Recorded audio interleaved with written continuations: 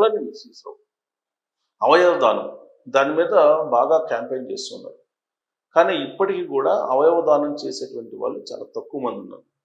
కానీ కేరళలో 10 ఏళ్ల చిన్నారి బ్రెయిన్ డెడ్ అయితే ఆ చిన్నారికి సంబంధించిన కళ్ళు, గుండె, ఊపిరితిత్తులు, కిడ్నీలు వీటిని చిన్నారులకు దానం చేయడానికి ముందుకు వచ్చినటువంటి సంఘటన కేరళ వ్యాప్తంగా పెద్ద సంచలనం సృష్టించింది. దాంతో ఆ చిన్నారి అవయవాలు దానం చేయడానికి రావటం, 10 నెలల చిన్నారి అవయవాలు దానం చేయడానికి వచ్చినటువంటి విషయాన్ని ప్రధానమంత్రి నరేంద్ర మోడీ గారు తెలుసుకున్నారు. దాంతో ఆయన స్పందించి ఆ చిన్నారి అంత్యక్రియలకు కేంద్ర మంత్రిని పంపించడం జరిగింది. సురేష్ గోపి కేంద్ర మంత్రి, ఆయన అంత్యక్రియల్లో హాజరయ్యారు.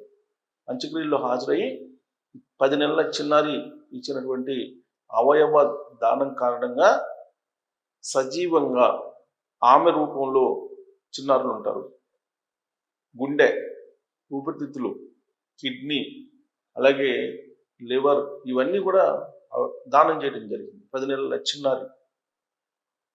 ఆ దానం చేసేటువంటి ప్రకటనే నరేంద్ర మోడీ గారిని చెల్లింపు చేసింది.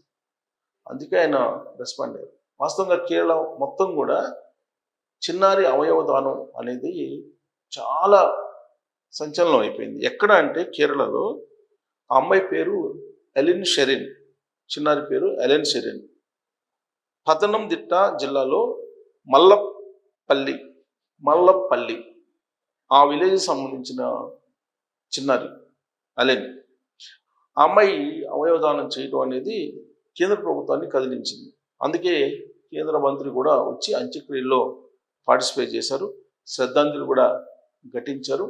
సో అవయవదానం అనేది 10 నెలల చిన్నారే ఇచ్చింది.